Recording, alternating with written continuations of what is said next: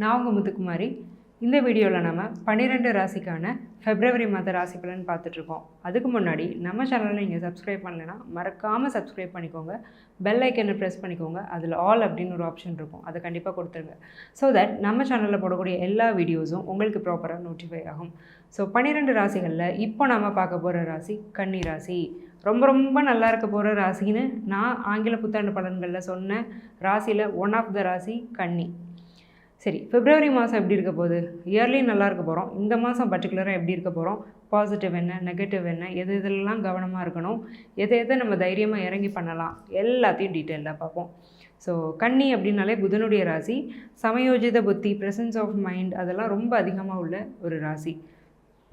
Sometimes ஒரு தயக்கமும் double மைண்டட்னஸும் இருக்கும்.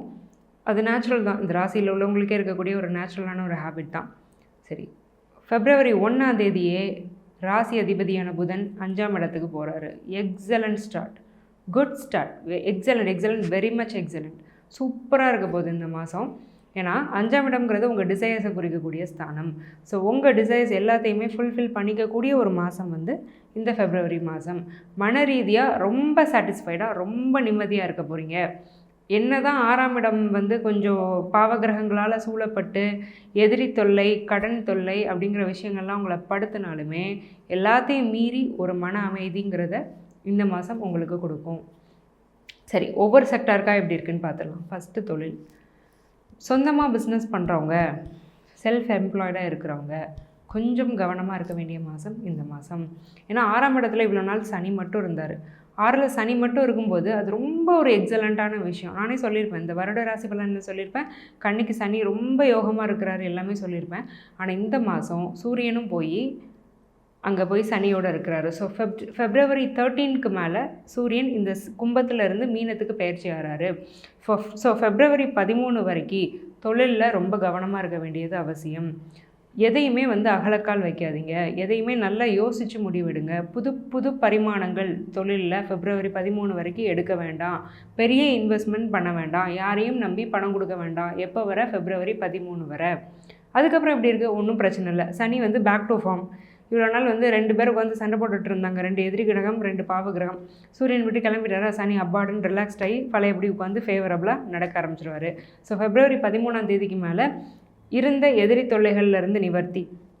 எதிரினா கண்ணுக்கு தெரிஞ்ச எதிரியாக இருக்க வேண்டாம். என்னடா இவனை பார்த்தாலே எரிச்சலாக வருதுன்னு யாரை பற்றி நினைக்கிறீங்களோ அவங்கள அடிக்கடி மீட் பண்ணிட்டே இருப்பீங்க. ஏன்டா இனி ஏன்டா என் வம்புக்கு விழுறேன், நான் வாட்டில் என் வேலையை தானே பார்த்துட்ருக்கேனாலும் தேடி வம்பு வந்த மாதிரி நம்மளை இரிட்டேட் பண்ணுறதுக்குன்னே 4 பேர் வருவாங்க. ஸோ இதெல்லாம் பிப்ரவரி 13 வரைக்கும் இருக்கும். அதுக்கப்புறம் அது தன்னால் செட்டில் ஆகக்கூடிய ஒரு நல்ல மாதம் தான் இந்த மாதம். ஸோ தொழிலை பொறுத்த வரைக்கும் பிப்ரவரி 13க்கு மேலே விதமான ஒரு வளர்ச்சி, வெற்றிங்கிறது கண்டிப்பாக இருக்குது.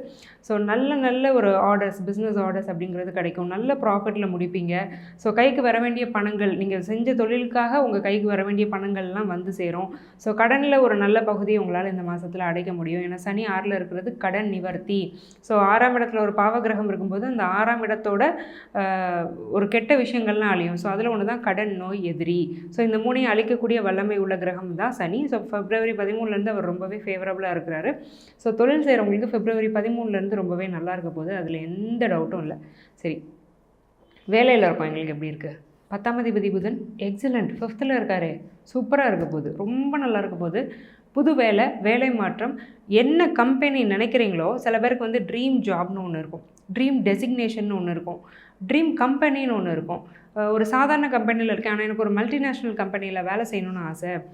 ரொம்ப நாளாக முயற்சி பண்ணுறேன், எனக்கு கிடைக்கவே இல்லை. ஏன்னா நிறைய இந்த புதன் பாஸ்ட் ஒரு 5 to 6 months கொஞ்சம் நெகட்டிவாக தான் இருந்தார். இப்போ தான் பாசிட்டிவ் சைடுக்கு போயிருக்கிறாரு. ஈவன் சனியோடு இருந்தாலுமே சூரியன் மாதிரி புதன் கெட்டு போகிறதில்ல. அதனால் ஒன்றும் பிரச்சனை கிடையாது. ஸோ நீங்கள் நினச்ச கம்பெனியில் வேலை கிடைக்கும் கண்டிப்பாக. அதுக்கான மாதம் தான் இது. ஸோ தயங்காமல் இப்போவே ட்ரை பண்ணுங்கள். ஏன்னா இந்த மந்தில் நீங்கள் அப்ளை பண்ணுற ஜாப்ஸ் கூட லேட்டராக உங்களுக்கு கிடைக்கலாம். மேபி நீங்கள் இப்போ அப்ளை பண்ணுவீங்க, அவங்க கால் பண்ணுவாங்க, first round, second round interview போகும். உங்களோட ஃபைனல் செலெக்ஷன் முடிகிறதுக்கே அடுத்த மாதம் ஆகுதுனாலும் நீங்கள் அப்ளிகேஷன் போடக்கூடிய இந்த நேரம் நல்ல நேரம். ஸோ இதில் நீங்கள் அப்ளை பண்ணக்கூடிய ஜாப்ஸ் உங்களுக்கு ஃப்யூச்சரில் சித்திக்கும். அதனால் இந்த மந்த்தை ரொம்ப யூட்டிலைஸ் பண்ணிக்கோங்க. எவ்வளோ தூரம் டு த ஃபுல்லஸ்ட் யூட்டிலைஸ் பண்ண முடியுமோ அந்தளவுக்கு உங்கள் வேலைக்காக நீங்கள் யூட்டிலைஸ் பண்ணிக்கோங்க. சரிங்க, திருமணம் எப்படி இருக்கும்? திருமணம் பண்ணலாமா? 7ஆம் அதிபதி 8ல். ஸோ அஷ்டம குருன்னு நம்ம நினைக்க வேண்டாம். தனக்கு பிடிச்ச செவ்வாயோட வீட்டில் தான் இருக்கிறாரு. பண்ணலாம். நீங்கள் வந்து பண்ணுறதுல வந்து எந்த தப்புமே இல்லை. ஹாரோஸ்கோப் நல்லா மேட்ச் ஆகுதான்னு மட்டும் பார்த்துக்கோங்க. சரி, என்னுடைய குழந்தைக்கு நான் அலைன்ஸ் பார்க்குறேன், பண்ணலாமா? 5ஆம் இடம் சூப்பராக இருக்கு இல்லையா? தாராளமாக பண்ணலாம். ஸோ குருவோட ஸ்ட்ரென்த்தும் நல்லாயிருக்கு. பொதுவாக குரு வந்து புத்திரகாரகன். உங்கள் குழந்தைங்கள பற்றி பார்க்கணுன்னா குரு எப்படி இருக்காருங்கிறதையும் பார்க்கணும். அட்லீஸ்ட் அவரோட ஸ்தான பலமாவது நல்லா இருக்கானா? நல்லாயிருக்கு. ஏன்னா குரு எங்கே இருக்கிறாரு? நட்பு ஸ்தானத்தில் இருக்கிறாரு. ஸோ உங்களுக்கும் கல்யாணம் நடக்கும், உங்கள் குழந்தைங்களுக்கும் நீங்கள் வரன் பார்க்கணுன்னா பார்க்கலாம். ஐ மீன், நீங்கள் கல்யாண வயசில் இருக்கிறீங்கன்னா உங்களுக்கு கல்யாணம் நடக்கும். நீங்கள் எல்டர்லி பர்சன்னா உங்கள் குழந்தைக்கு வரன் பார்க்குறீங்க அப்படின்னா அந்த குழந்தைங்களுக்கும் திருமணம் முடிவாகிறதுக்கான பாசிபிலிட்டி ரொம்ப ரொம்ப அதிகமாக இருக்குது. சரிங்க, ஓகே. கன்சீவ் ஆகலாமா? சைல்டு பர்த்துக்கு நாங்கள் எக்ஸ்பெக்ட் பண்ணிகிட்ருக்கோம். கன்சீவ் ஆகலாமா? கண்டிப்பாக ஆகிறதுக்கான வாய்ப்பு இருக்குது. 5ஆம் இடம் ரொம்ப நல்லாயிருக்கு. பொதுவாகவே இந்த இயர்லி ப்ரெடிக்ஷனே அன்றைக்கி வந்து கன்சீவிங் சான்சஸ் வந்து நல்லா இருக்குன்னு தான் நான் சொல்லியிருப்பேன். அதே மாதிரி இந்த மாதத்தில் அதே புதன் ராசி அதிபதி போய் 5ல் உட்காந்துருக்கிறதுனால கண்டிப்பாக கன்சீவ் ஆகிறதுக்கான வாய்ப்பு ரொம்ப ரொம்ப அதிகம். கண்டிப்பாக நீங்கள் ட்ரை பண்ணலாம். ஈவன் ட்ரீட்மெண்ட்டில் இருக்கீங்கன்னா கூட ட்ரீட்மெண்ட் வந்து சக்ஸஸ் ஆகும். 5th ஹவுஸ் ஸ்ட்ராங்காக இருக்கும்போது. அதே மாதிரி சாட்டர்ன் ரொம்ப சப்போர்ட்டிவாக இருக்கிறாரு. ஸோ நீங்கள் ஆயுர்வேதிக் ட்ரீட்மெண்ட் எடுக்கிறது நல்லது, அலோபதியை விட்டுட்டு. Even if it's for child birth. Newly married கப்புள்னாலும் உடனே ஒரு நல்ல குட் நியூஸ் கிடைக்கிறதுக்கான வாய்ப்பு வந்து ரொம்ப அதிகமாக இருக்குது. ஸோ சைல்டு பர்த்துக்கு இந்த மந்த் வந்து ரொம்ப ரொம்ப எக்ஸலண்ட்.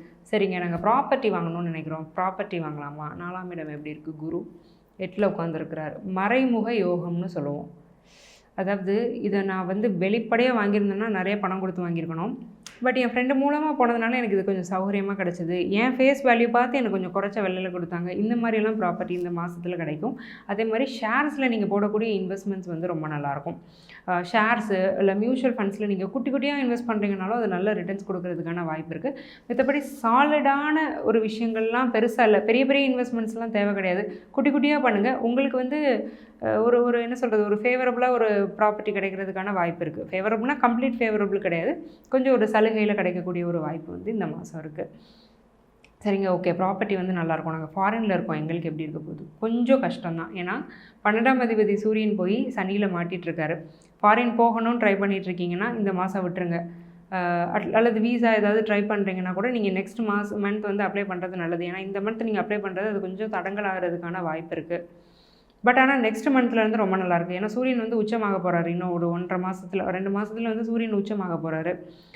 ஏப்ரல் மேலெலாம் சூரியன் உச்சகதியில் இருப்பார். அப்போல்லாம் வந்து உங்களுக்கு வெளிநாட்டுக்கான யோகம் வந்து ரொம்ப ஸ்ட்ராங்காக இருக்குது.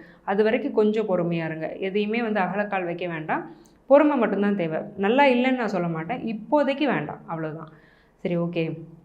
ஹெல்த் எப்படி இருக்காது சொல்லுங்கள். 6ஆம் அதிபதி சனி 6லே இருக்கிறாரு. கால் ரொம்ப வலி எடுக்கிறது, முட்டு, எலும்பு வலி, இந்த மாதிரியான விஷயம், எலும்பில் ஜாயின்ஸில் பெயின் இருக்கிறது, இந்த மாதிரியான விஷயங்கள் தான் பாசிபிள். ஸோ ரொம்ப ஸ்ட்ரெயின் பண்ணாதீங்க. Sinusitis possible. சந்திரன் அதுக்கு காரகமான கிரகம். மந்தோட பிகினிங்லே லக்னத்தில் கேதுவோட சந்திரன் உட்கார்ந்து ஸ்டார்ட் ஆகுது. அதே மாதிரி சந்திரன் வந்து 11ஆம் அதிபதி, ரொம்ப ஃபேவரபுளான பிளானட் கிடையாது சந்திரன்.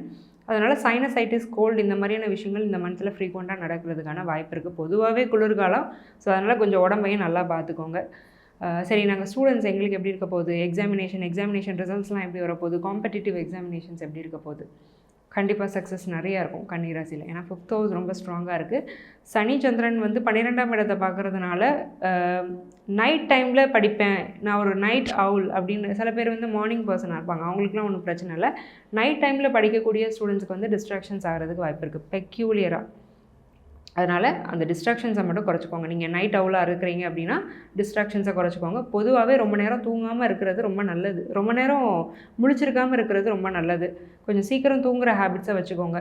ஏன்னா 12ஆம் இடம் கொஞ்சம் கெட்டு போயிருக்கிறதுனால ரொம்ப நேரம் முழிச்சிருந்தால் அதனாலே ஒரு ஹெல்த் இஷ்யூ வர்றது. அந்த நேரம் நீங்கள் கொடுக்கக்கூடிய அந்த டைம் அண்ட் எஃபோர்ட் போட்டு நீங்கள் படிக்கக்கூடிய ஸ்டடீஸ் வந்து ப்ரொடக்டிவ் ஸ்டடீஸாக இல்லாமல் சும்மா லெத்தாஜிக்காக நீங்கள் படிக்கிறதுக்கான வாய்ப்பு இருக்குது. டைமும் வேஸ்ட்டு, ஒழுங்காக படிக்கவும் இல்லையே நீங்கள் அப்புறம் ஃபீல் பண்ணுற மாதிரி இருக்கும். ஸோ இந்த ஒரு விஷயத்தை மட்டும் அவாய்ட் பண்ணிக்கிட்டிங்கன்னா ரொம்ப நல்லாயிருக்கும். ஓவராலாக கண்டிக்கு இந்த மந்த் வந்து ரொம்ப பாசிட்டிவான மந்த்து தான். சில விஷயங்கள் டூஸ் அண்ட் டோன்ட்ஸ் நான் சொல்லியிருக்கேன், அதை மட்டும் ரெக்டிஃபை பண்ணிக்கோங்க. இவ்வளோ நேரம் நம்ம பார்த்தது வந்து வெறும் ஜென்ரல் ப்ரெடிக்ஷன்ஸ் தான். உங்களோட என்டையர் ஹாரோஸ்கோப்போட ப்ரெடிக்ஷன் வேணும் அப்படின்னா கீழே இருக்கக்கூடிய என்னுடைய நம்பருக்கு காண்டாக்ட் பண்ணி என்னுடைய அப்பாயின்மெண்ட் வாங்கிக்கோங்க. ஏன்னா இந்த ஜென்ரல் ப்ரெடிக்ஷன்ஸ் அப்படியே நடக்கணும்னு என்ன அவசியம் இல்லை. ஏன்னா இது ஒரு பொது பலன். உங்களுடைய ஜாதகம், நீங்கள் யார், உங்களோட தனித்துவம் என்னங்கிறத தெளிவாக சொல்லும். நான் உங்களுக்கு வாழ்வியல் பரிகாரங்கள், அதாவது லைஃப் ஸ்டைல் ரெமெடி சஜஸ்ட் பண்ணுவேன். அதை பண்ண உங்கள் லைஃப் வந்து ரொம்ப பாசிட்டிவாக இம்ப்ரூவ் ஆகிறது நீங்கள் கண்கூடாக பார்க்கலாம். ஸோ இது வரைக்கும் நான் சொன்ன விஷயங்களை ரொம்ப பாசிட்டிவாக எடுத்துப்பீங்க. இந்த மந்த்தையும் ரொம்ப பாசிட்டிவாக கொண்டு போவீங்கன்னு நான் நம்புகிறேன். ஆல் த வெரி பெஸ்ட் கன்னி. நன்றி, வணக்கம்.